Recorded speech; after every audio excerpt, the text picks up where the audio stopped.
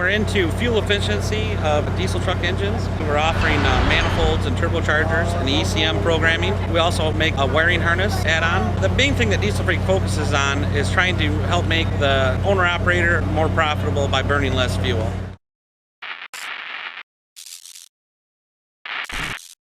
We're the last of the cowboys, giddy up gone boys.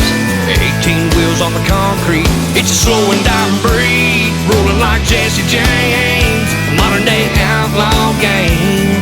If you're out here riding with me, come on back and make some noise. We're the last of the cowboys.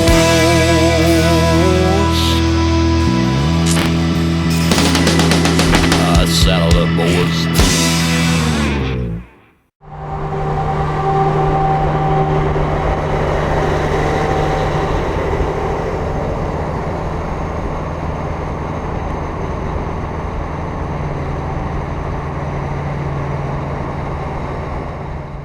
So we're cruising out of the 2017 Large Car Magazine truck show, and when this truck rolled in, I had to grab the camera right away and snap a couple of photos.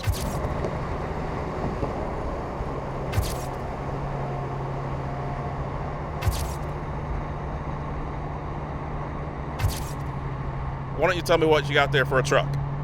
Well, sir, this is a 1977 W900A Kenworth.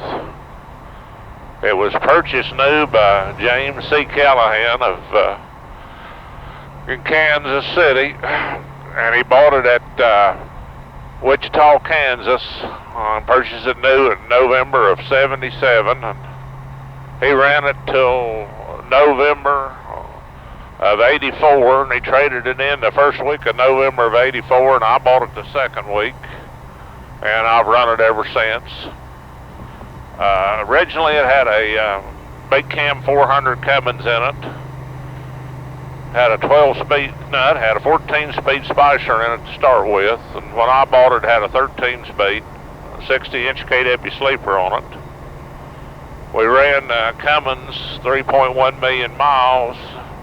And when it cracked into a head bolt hole, we took it out and replaced it with a 3406B 4 1/4 cat.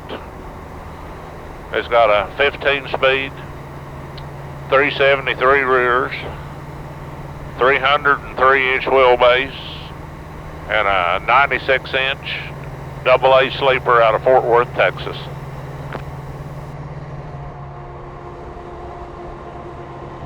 So that was a mouthful there with what you have going on with the truck. Tell me what you do with it. I pull a flatbed out of central West Virginia, predominantly haul coal mine products for deep mines. We run a lot of the south, southwest, midwest, northwest, basically run as far out to Montana, down to Alabama, Colorado, Utah on a regular basis, and whatever else we need to put on a flatbed at times, sir. Well, it sounds like you get around for sure. Over its life, the old girl now has on it like right at 4.6 million miles on it right now, and still climbing. It looks like a really great truck to put miles on it. So how many years total have you driven the truck for? Second week of November coming, it'll be 33 years. That's pretty amazing there.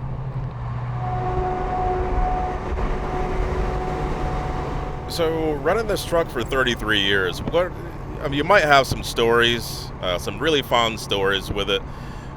Tell me some fun stories that warms your heart there, and you know, kind of paint a picture for the folks listening of what trucking used to be like along those years. Years ago, trucking is not as much fun as it used to be, but it was a camaraderie of drivers. Everybody was your friend back then. If you had a flat on a trailer, you could pull. By the time you pulled over beside the road to stop, there'd be 3 or 4 people there would stop to help you. And it was just like one great big family out here in trucking back then. And with the new big mega companies and stuff, you know, trucking is changed a lot. Basically, I started driving in '74 for my uncle when I got out of high school, and the changes in trucking have been just astronomical. And fun stories in trucking, it's just, what would you like? Well, that's like giving a kid the keys to the kingdom there. Let's say, what was it like to, you know, if you went from the East Coast to the West Coast, what were some of the things that you had to deal with, you know, driving those long distances, and the conveniences that we have now versus what you didn't have then? Okay. Well, it used to be on a long trip when you took out, you'd go to the bank, and I used to buy $20 worth of change in nickels, dimes, and quarters just to have to feed the pay phones where you'd have change, or you could call a broker somewhere, or to be able to even call home. You know, cell phones, you know, you can stay connected everywhere, but you'd sit in line and wait to get into a pay phone in a truck stop, or hope to find a pay phone booth somewhere on a corner where you could park a truck and walk to it. You know, it's things like that. What we take for granted now with communications and everything, there just wasn't any back then. Now you can send a message to anybody, anywhere, anytime. When you mentioned going to the bank to get nickels and quarters and coins, that never really crossed my mind of you having to have, you know, that much change on you for the duration of the trip. Well, if you had to make a call or wanted to call home at night, if there was nothing open where you could get change, if you didn't carry change with you, you know, you were stuck to make a call to get somebody, you know, to break a $5 or something for you the next day to give you a handful of change for a payphone. So now, when it comes to, you know, stopping and getting maintenance, or, you know, stopping somewhere to sleep for the night, or to get some food, what was that like, you know, convenience-wise? Parking was a lot easier back then. You could generally always find a spot in a truck stop. There was a lot of little diners, little mom and pop truck stops that had parking for, you know, a dozen or 20 trucks. And there was a lot more parking, and there was way less trucks on the highway back then. In certain areas, you could run across parts of the country and you could go for an hour and maybe only pass 3 or 4 trucks. You wouldn't see after midnight, you wouldn't see a handful of cars after midnight to 3 or 4 o'clock in the morning. And all the little mom and pop truck stops of years gone past, where you'd stop, people know you by name. About everybody stop at the same area. You know, they're going by the way of the dinosaur now, and everything's going to fast food, convenience centers, travel plazas, and all.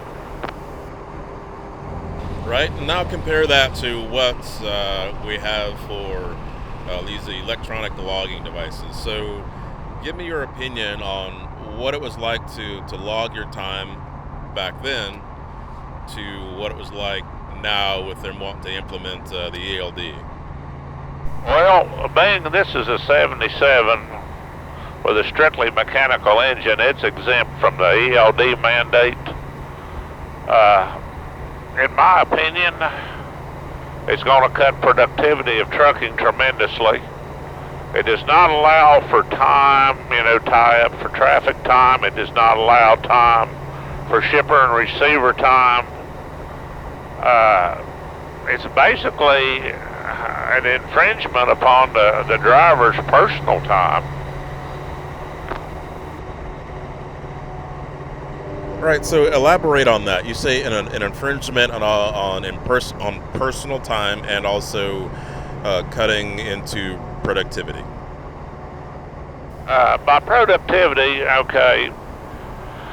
When electric log comes on, it basically monitors, from what I understand, you know, about all of You know, it takes, monitors engine speed, everything. If you work for a company, it's basically just like another eye watching you, okay? Where everything's out on the road, it pinpoints your position. It's supposed to be correct within so many feet. And even if you pull off, take a break, and it is hard to take a break for your personal time when a person feels he needs it at all. When an individual feels like he needs to take a break and rest for himself, say like coming up on Atlanta, where you could stop before on the old logging and take a decent break, get up, get to the other side of Atlanta, be there at the same time, but it forces you to keep driving at times when the driver himself is actually fatigued and tired. It's basically, I feel, the government telling you when they want you to drive versus the driver driving when he feels he ought to be driving. Right, so the ELD, it has all these fancy different connections and telemetry to understand things and measure things. But it's got no connection or hookup for the human being in the driver's seat. Is that what you're saying? So it's not going to know the condition of the driver.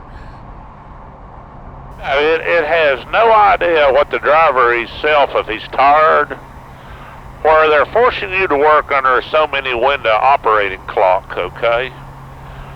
And they say not everybody has the same rest habits, not every driver has the same work ethics. Every driver out here drives a little bit differently. They work their schedule a little bit differently. But the government and their new regulations thinks all of us are just the same identical person. There's no difference between John over here that likes to start at 3 o'clock in the morning versus me that likes to run to 3 o'clock in the morning. There's no distinguishing hardly between the two of us. Yeah, and that's pretty sad in itself, because there should be some way to make some allowances for every person that's driving.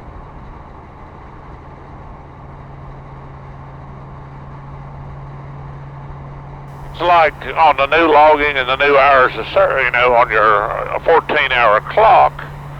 And basically, like we said a while ago, if you want to come up, you come up a metropolitan area. If you want to lay down and sleep for 2 or 3 or 4 hours, then get up and go ahead. That ought to be up to the driver versus, saying, hey, you can take a 2-hour break.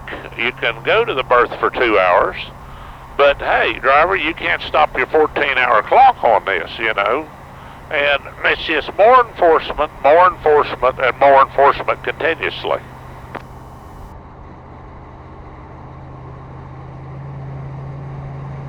Pretty sad. It's more than sad. It's like you say, it's not productive. And I guess, in your opinion, what do you think the outcome will be for these ELDs? How is that going to affect the end consumer? My honest belief with ELDs, it's going to cut productivity. There's going to be less truck parking because people will be hunting more and more to try. You're going to have to be off the road within so many minutes on your electronic clock to get the truck to a safe haven, get it parked. And I believe beyond a doubt it will definitely hurt production in the trucking industry. And whenever it hurts, it will decrease rates to what the truck actually grosses at times. We'll just have to wait and see. I just personally can't see where it's going to help anything.